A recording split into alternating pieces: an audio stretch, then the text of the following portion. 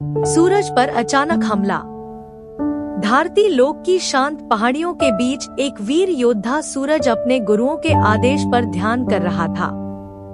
सूरज पंचतत्व से शक्ति प्राप्त कर चुका था, पर अभी भी उसे एक शक्ति की आवश्यकता थी, मन की स्थिरता। एक दिन जब सूरज तप में लीन था, तभी आकाश में काली घटाएं छा गईं और नागलोक से भेजे गए 4 भयानक नाग योद्धा अचानक उसके ऊपर टूट पड़े। उनके हाथों में विषैले भाले और आंखों में क्रोध की ज्वाला थी।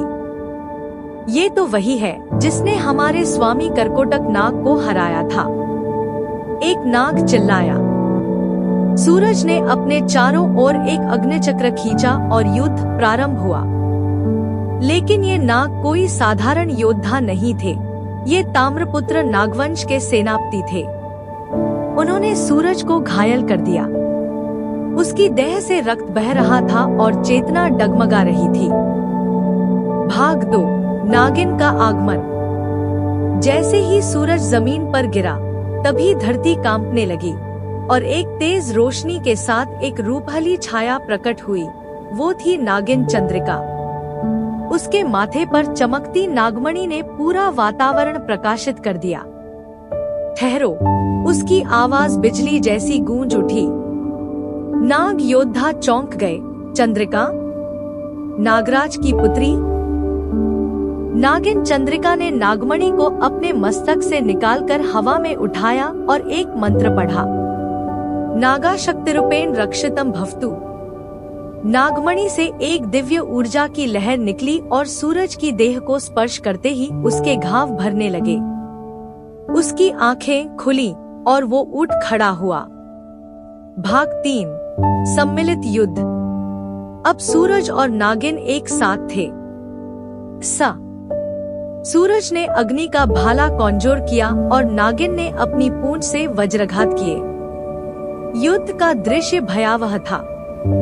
एक एक करके 3 नाग योद्धा मारे गए और चौथा, सेनापति तक्षक, भाग निकला नागलोक की ओर। चंद्रिका बोली, ये तो बस शुरुआत थी सूरज, असली शत्रु तो अब आएंगे। नागमणि अब तुम्हारे साथ है, लेकिन इसे धारण करना आसान नहीं होगा। भाग 4, रहस्य का खुलासा।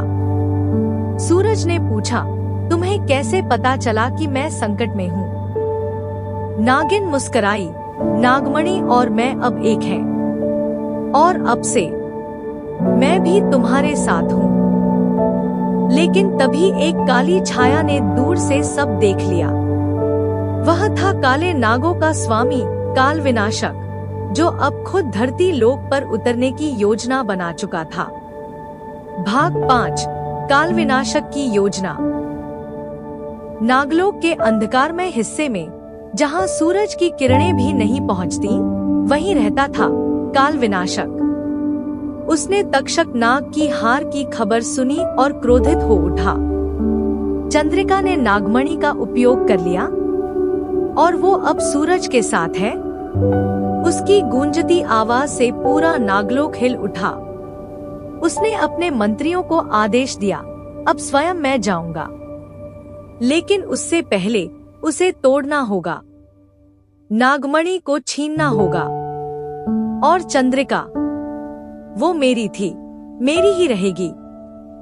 भाग 6, सूरज की परीक्षा। धरती लोक पर सूरज अब धीरे धीरे स्वस्थ हो रहा था। चंद्रिका उसकी रक्षा कर रही थी, लेकिन नागमणि के प्रभाव से सूरज के शरीर में असाधारण परिवर्तन होने लगे।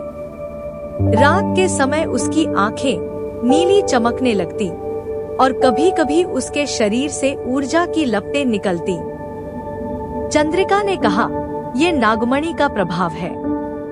यदि तुम इसे पूरी तरह स्वीकार न कर सको, तो ये तुम्हें ही भस्म कर देगी। सूरज बोला, तो मुझे अग्नि परीक्षा देनी होगी ना? चंद्रिका ने सिर हिलाया। और उस रात सूरज एक रहस्यमय जंगल में गया, जहां नागमणि की अग्नि परीक्षा ली जाती थी। वहां उसे अपने डर, क्रोध, लोभ और मोह से लड़ना था। भाग 7, नागमणि की अग्नि परीक्षा। सूरज को एक एक कर 4 स्वरूपों ने चुनौती दी। भय, एक विशाल राक्षस बनकर जिसने कहा तू हार जाएगा। क्रोध, एक आग के गोले के रूप में जिसने उसे अपनों के धोखे की याद दिलाई। लोभ, एक छाया जिसने वादा किया कि अगर सूरज नागमणि छोड़ दे तो वो उसे अमरता देगा। मोह, चंद्रिका का भ्रम स्वरूप जो बोली रुक जा, सब छोड़ दे, मेरे साथ चल। लेकिन सूरज ने सब पर विजय पाई। आखिरी में एक दिव्य नाग प्रकट हुआ। अब तू नागमणि का सच्चा रक्षक है। भाग 8, काल विनाशक का आक्रमण। परीक्षा पूरी होते ही धरती कांप उठी। आकाश में काले तूफान छा गए। काल विनाशक स्वयं धरती पर उतर आया। उसका शरीर काले विष से बना था और उसकी आंखें जलती हुई ज्वालामुखी जैसी थी। चंद्रिका, मैं आया हूँ। नागमणि दो, वरना सब नष्ट कर दूंगा। सूरज ने सामने खड़े होकर कहा, अब तुझसे पहले मेरी तलवार तेरे सीने में जाएगी।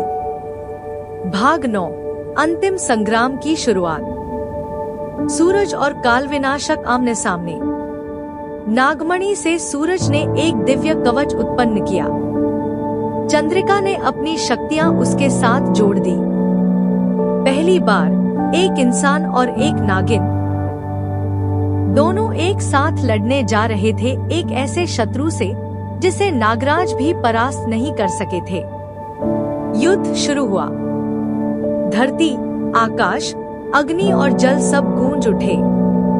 भाग 10, निर्णायक घड़ी। धरती लोक थर्रा उठा। सामने खड़ा था काल विनाशक, काला, भयानक और अदम्य शक्ति से भरपूर।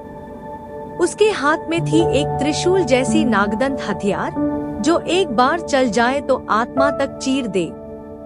सूरज ने अपने शरीर पर नागमणि का दिव्य कवच धारण कर लिया। उसकी आंखों में शांत अग्नि थी और दिल में केवल एक संकल्प, धरती लोक की रक्षा। चंद्रिका ने सूरज के हाथ में शिव विवेक अस्त्र दिया, वह जो केवल धर्म और सच्चाई के लिए ही चलता है। महायुद्ध का आरंभ। काल विनाशक ने गरजते हुए आकाश की ओर त्रिशूल फेंका।